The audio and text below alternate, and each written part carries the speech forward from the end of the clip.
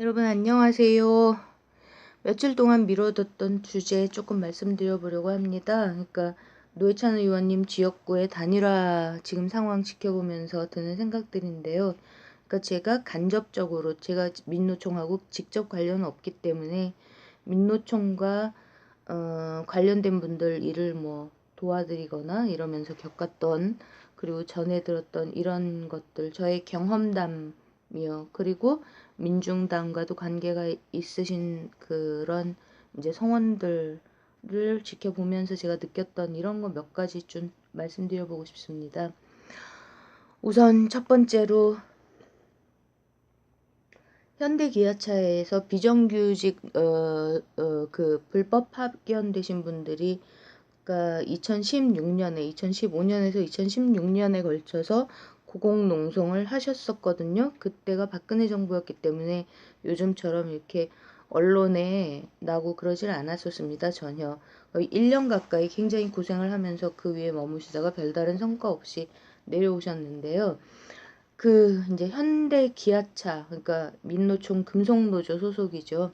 그분들이셨습니다. 그래서 근데 농성 거의 막바지에 이분들이 일기를 쓰기 시작하시고 그러니까 일기를 쓰시기 시작하시고 그리고 이제 그 배우자 되시는 분들께서 또 글을 쓰시고 이런 거를 제가 좀 관련된 일을 해드리면서 읽을 기회가 있었는데요. 그러니까 이 올라가서 투쟁하시던 분들이 당신들은 당연히 현대기아차 노조원들이라고 조합원들이라고 생각하시고 뭐 10년 넘게 혹은 10년 가까이 일을 하셨었답니다. 근데 이분들 농성이 이제 막바지에 이르고 거기 그 뜨거운 그 광고판 위에서 막 한대짬 주무시면서 엄청 더운데 계시고 그러니까 건강이 굉장히 많이 나빠졌잖아요. 그런 상태이셨는데 현대 기아차 정규직 그 노조분들은 그때 당시에 뭐를 갖고 일대 토론이 벌어졌었냐 하면요. 이분들이 노조원인가 아닌가 그걸 갖고 엄청나게 열띤 공방에 논쟁에 토론에 막 이런 거를 하는 그 기록을 제가 본 겁니다. 그때 이제 영어로 번역을 이분들이 쓰신 글들을 제가 영어로 번역을 했었는데요.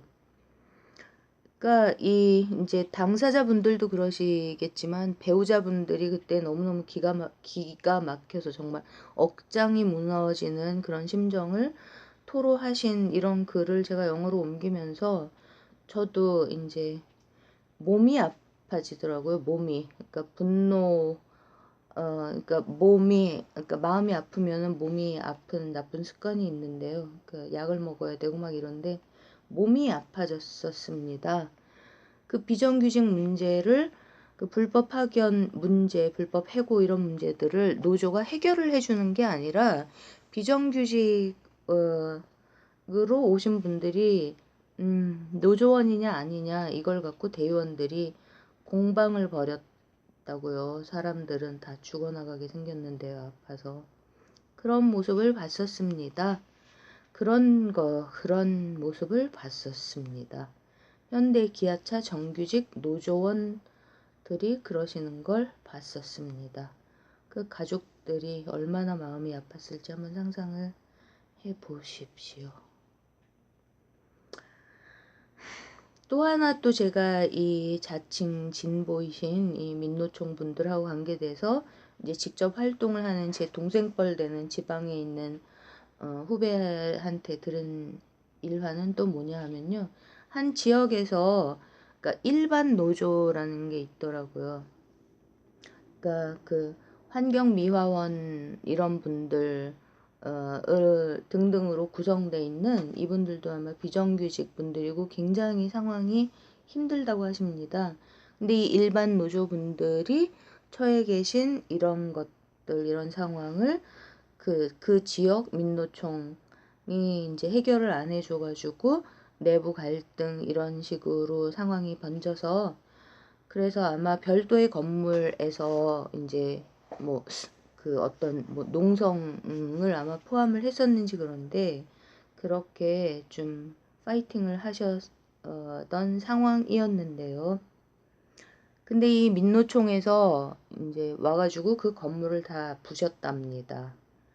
그러니까 민노총에서 자기 민노총 소속 일반 노조분들이 계시는 건물을 와갖고 그냥 불법적으로 뭐 강제 철거 이런 식으로 한 거죠. 그래서 이 일반 노조분들이 정말 화가 나셔가지고 이제 경찰에 고발을 하려다가 결국 못하게 된 이런 상황이 아주 오랫동안 지속되는 얘기를 제가 또 전해 들을 수밖에 없는 그런 일이 있었습니다. 이것도 참 아픈 경험이었죠. 또 무슨 일도 겪었냐 하면요. 그러니까 이제 세월호 광장이었잖아요. 광화문 광장이. 그때 2014년, 15년 이때는 정말 이제 특히 겨울 이럴 때 되면 그때 이제 그 뭐라 그러죠? 불법 그 사진 찍는 거요. 체증 이런 것도 굉장히 심하고 그래갖고 박근혜 때 이제 상황이 너무 좀 무섭고 안 좋았기 때문에 매주 토요일 날 집회에 참석하시는 분들이 많지가 않았거든요. 그때부터 이제 그 결석을 최대한 안 하려고 애를 쓰면서 거기를 막 이제 다녔는데요. 그러니까 그 청계광장에서 그 뭐죠? 그 저기 국정원 댓글 사건 그때부터 다녔나 봅니다. 2014년 1월부터요. 근데 아무튼 2016년 그 10월 11월 넘어가면서 이제 박근혜 탄핵 집회로 그 이제 세월호 광장에 부모님들이 엄마 아빠들이 지키시던 그게 불씨가 돼서 자연스럽게 그 광장에서 이어졌잖아요. 근데 다 기억나시죠? 그때 교통이 통제가 됐기 때문에 좀 이제 그 집에 돌아올 때 택시를 자주 이용했었습니다. 근데 그 이제 좀 장거리다 보니까 기사분님들하고 이렇게 이런저런 얘기를 나누게 되잖아요. 근데 법인 택시 기사분들이 그 노조 활동을 하시는 분들이 서울 택시들은 많으시더라고요. 근데 이제 한 여러분한테 한 분도 아니고 여러분한테 들었는데 그 뭐 여기 민노총 소속돼 있는 법인 택시 노조분들이 이제 교육을 받으러 가신답니다. 교육을 받으러 가셨을 때의 그 경험담들을 얘기를 하시는데 이제 너무나 분위기가 고압적이고 뭐 기타 등등 아무튼 엄청나게 그 거의 뭐 그분들은 그러시더라고요. 그 주사파 뭐 빨갱이라고 얘기를 하시는 분들도 계셨습니다. 굉장히 건전한 의식을 가지신 분들이요. 그 참여하신 분들이 그러시면서 이제 그 민노총은 정말 이제 교조적이고 강압적이라고 이렇게 말씀하시는 거를 들으면서 아, 우리나라는 민노총은 왜 그럴까 이런 생각들이 쌓여왔죠. 그 민노총 관련해서 제가 지금 기억나는 또 한 가지 이거는 신문 기사 보도들 보고 안 거죠. 또 이제 처참한 기억은 몇 년 전에도 이 얘기를 그 피해를 당하신 분께서 얘기를 하시다가 묻혀버렸다는데 이 얘기가 그 이제 작년이죠. 2018년 우리나라에서 미투 운동 막 일어났을 때 다시 아주 이제 군소 언론들, 인터넷 언론들 한두 곳에서 기사화되다가 다시 또 묻혔거든요. 그게 내용이 뭐였냐 하면요. 전교조에 소속돼 계시는 한 여성분께서 민노총 소속의 무슨 뭐 간부 조합원인지 뭐 아무튼 민노총 소속의 어떤 남성에게 성폭행을 당했답니다. 근데 이거가 이슈화가 안 되는 거죠. 그러니까 그 조직 내에서 그러니까 이렇게 개인이 당하는 부당한 이런 게 이슈화가 안 되는 거죠.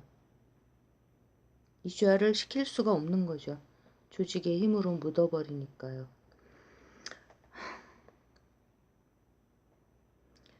여러분 그 댓글들에 보면 이제 어디에다가 얘기를 할 수가 없어서 댓글들 같은 데다가 그러니까 당신들이 겪으신 얘기들을 매우 이제 그 리얼하게 적으시는 분들 계시잖아요. 특히 다음 포털에 올라오는 연관된 기사들에요. 거기에서 또 읽은 거예요. GM 대우에서 이제 그 GM 본사가 사기치고 철수할까봐 막 데모하고 이제 파업하고 한참 이러실 때 뭐 그때뿐만 아니라 제가 정말 많이 읽었던 게 그 우리나라 그 이제 특히 자동차 노조에서 정규직의 급여가 연평균 8천 이상인데 비정규직은 그거의 3분의 1도 안 되는, 그래서 정규직은 근데 하는 일은 똑같기 때문에 정규직은 뭐 오른쪽 바퀴를 끼고 비정규직은 왼쪽 바퀴를 끼고 받는 급여는 이렇게 차이가 난다. 이런 것들, 그 속에서 정규직 노조 조합원들이 자신들의 그 지위를 지키기 위해서 해왔던 이런 얘기 우리 많이 듣지 않습니까? 근데 거기에 더해서 이제 뭐 아마 노조에서 그 생산지 직원들 그 채용하는 권한도 있는 것 같던데, 채용을 할 때 1억을 준다고. 1억을 주면 뭐 조합원의 아들이 뭐 취직이 되고 뭐 정규직으로요. 이런 댓글들 엄청 많이 달아놓으신 것도 보면서 정말 답답했었습니다. 그리고 지금 문재인 대통령님이 하고 계시는 이런 일들 속에서 이제 그 올해 들어서는 이분들이 비정규직 얘기를 많이 하시나요? 민노총 분들이요? 어쨌든 그러니까 어떤 기사를 타고 들어가 봤더니 그게 아마 민노총 그 뭐 기관지라 그래야 되나요? 그 대표 발행 신문에 들어가서 기사를 본 적이 있는데 반 문재인 정권 투쟁을 선포하는 그런 기사도 봤었습니다. 민중당이 생긴 지가 언젠지 구체적으로 정확하게 기억이 나지 않는데요. 그 민중당으로 다시 이제 억울하게 당이 해산된 거죠. 불법적으로요. 그 통진당이 그렇게 불법적으로 정말 그 해산이 되고 난 다음에 통진당의 당 노선 그런 거에 반대를 하든 찬성을 하든 그거하고 전혀 상관없이 그 진짜 나치 독일보다 더 황당한 방식으로 그래도 뭐 몇만 명 이상이 모여 있는 정당을 그딴 식으로 해산하는, 그거는 진짜 너무나 미개한 말도 안 되는 불법적인 거였습니다. 위헌적인 그런 조치였죠. 근데 어쨌든 그거하고 상관없이요. 그렇게 해산이 되고 나서 이제 그 당에서 활동하시던 분들도 그분들도 이제 계파가 있으니까요.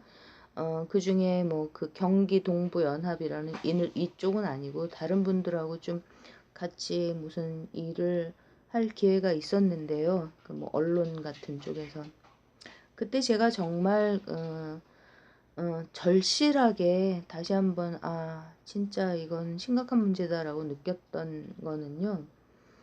그러니까 그 자칭 진보라는 분들의 계몽주의입니다. 계몽주의 좋죠. 예? 그죠? 계몽주의 참 좋지 않습니까? 뭘 잘 모르는 사람들한테 막 열심히 가르쳐 주는 거죠, 본래.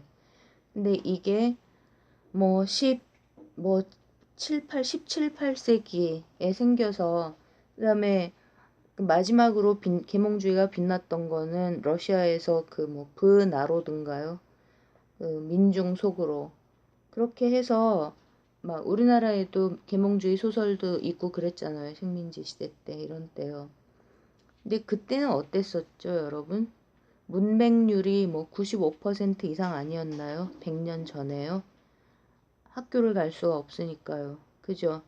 그리고 뭐 문맹률이 그렇게 높으니까 가뜩이나 발행 부수도 뭐 없다시피 한 신문을 일반 국민들이 읽을 수 있었나요? 없었죠. 그럴 때는 누군가가 얘기를 해줘서 뭐 가르친다기보다 얘기를 해주면 그거를 듣고 뭐 그런 게 효과가 있었겠죠. 근데 지금은 어떤가요? 지금은 우리나라에 뭐 한글 못 읽으시는 분들이 계신가요? 아직도 계시죠? 정말 그 뭐 남자 형제들 뒷바라지 하느라 또 남편 자식들 뒷바라지 하느라 한글 제대로 깨치지 못하신 어르신들 요즘도 한글 배우시는 분들이 더러 계시긴 하죠. 그래도 요즘 문맹률이 얼마나 될까요? 글쎄요. 3%, 4% 되나요? 누구나 다 우리 자랑스러운 한글을 읽습니다. 또 정보는요. 정보는 우리나라가 인터넷 세계 1위 최강국이죠. 인터넷만 뒤지면 요즘 뭐 그 어르신들도 다 그게 가짜 뉴스든 뭐든 다 단톡방에도 모여 있고 전부 다 소식을 접하지 않습니까? 그런데 계몽주의적입니다. 사고가. 그래서 국민들을 가르쳐야 할 대상으로 설정하고 자기들이 생각하는 뭐를 생각하는 걸까요, 대체? 자기들이 생각하는 것만이 옳다는 정말 그 굳어지다시피 한 그 머리, 관념 속에서 빠져나오질 못하고 심지어는 제가 그 사람의 삶이 뭔지, 사람들이 살아간다고 하는 게 뭔지 그거를 가슴으로 느끼기 위해서 좀 선창가에 가서 선창가, 그러니까는 항구 도시 같은 데 가서 일을 하면서 거기 묻혀서 그냥 2년 이렇게 살아보는 게 차라리 낫지 않냐라는 이런 얘기를 하면 그 80년대 때 공장 다녔던 얘기를 하는 현장이라고 부르죠. 현장에 있었다. 이렇게. 그러니까 그렇게 그러니까 이해, 교감이 안 되고 못 알아듣는 겁니다. 너무 오랫동안 그 속에 갇혀 있어서요. 그래서 지금 여기까지 왔습니다. 구주사파 이렇게 얘기를 하면 옛날 운동권 이러면 또 386 이러면 그다음에 뭐 진보 이러면 돌아오는 반응들은 어떻죠? 일반 국민들에게서 돌아오는 반응은요?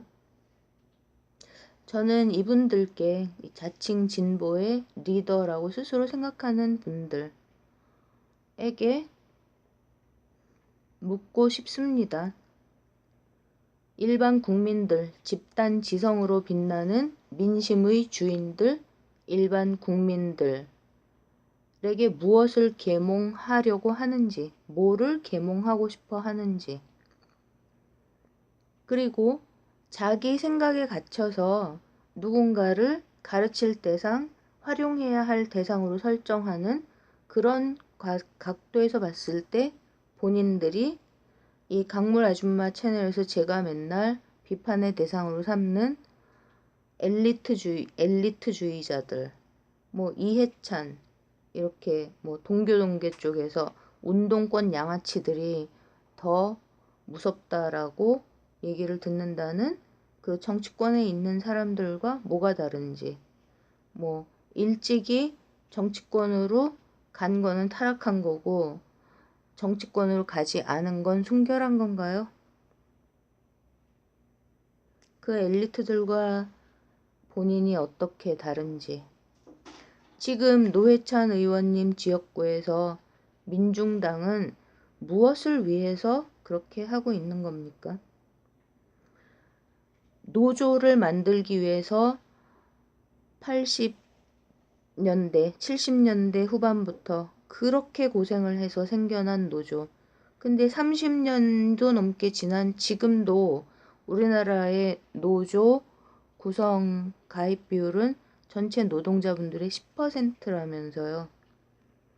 노동 현장의 최일선에서 신자유주의, 글로벌 신자유주의라는 이 폭압적인 착취구조, 신착취구조, 사회주의가 해체되고 난 이후에 신착취구조, 이거를 최일선에서 그 착취와 억압과 폭력의 대상이 되고 계시는 비정규직으로 밀려나신 불법 파견의 피해자이신 분들, 그분들을 그렇게 방치하신 계몽주의, 이게 엘리트주의하고 뭐가 다른가요?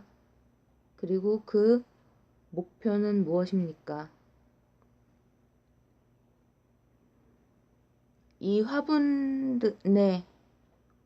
이 화분들에 물을 주면 우리 국민들이 물을 줄 수 있나요? 우리 국민들이 물을 줄 수 있나요?